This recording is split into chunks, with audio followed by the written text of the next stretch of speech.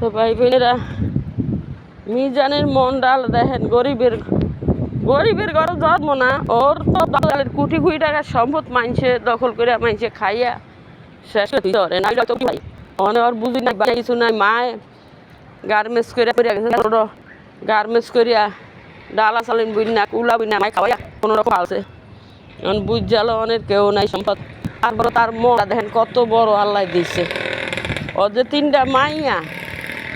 তিনটা মাইয়ার ওই কোনো চিন্তা করে না যে আমার তিনটা মাইয়া আমি কেমনে খাওয়াবো, কেমনে বাঁচাবো, কেমনে ভবিষ্যৎ করুম, এগুলি চিন্তা না করিয়া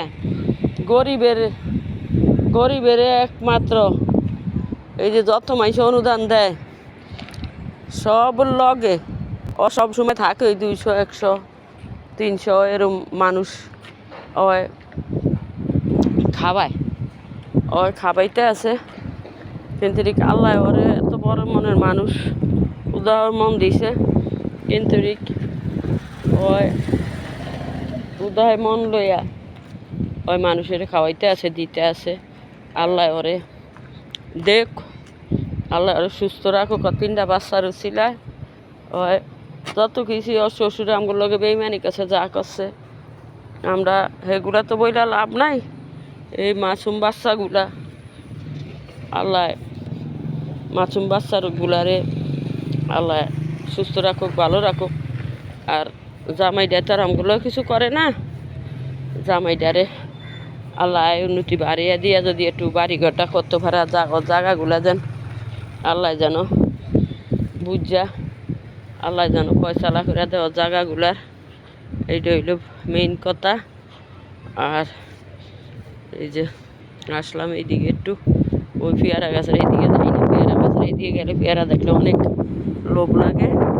এই যে দেখেন কত সুন্দর একটা বিলাই, তো সেই সুন্দর একটা বাতাস ছাড়ছে আইতিয়া, পরানটা ঠান্ডা হয়ে যায় আল্লাহর রহমত। আল্লাহর বাতাসও বাতাস, এখন তার এসি আর ফ্যানের বাতাস। আল্লাহ একটু ঝিরঝির করে মাগো পড়িয়া গেছিলাম, আল্লাহ একটু ঝিরঝির করে বাতাস দিলে পরানটা ঠান্ডা হইয়া যায়। আর বন্দায় যত এসি দেয় বেশি দেয় ক্ষণিকের জন্য। আল্লাহ কাছে শুক্রিয়া, আল্লাহর রহমত। কারণে শীতে দিয়ে গেছে। আর ঘর থেকে যত ফ্যান সারি সারি, কিন্তু খেতার তলে হইয়া থাই ফ্যানের বাতাস শীত করে, আবার ফ্যান খেতা ফালাও। এই যে কি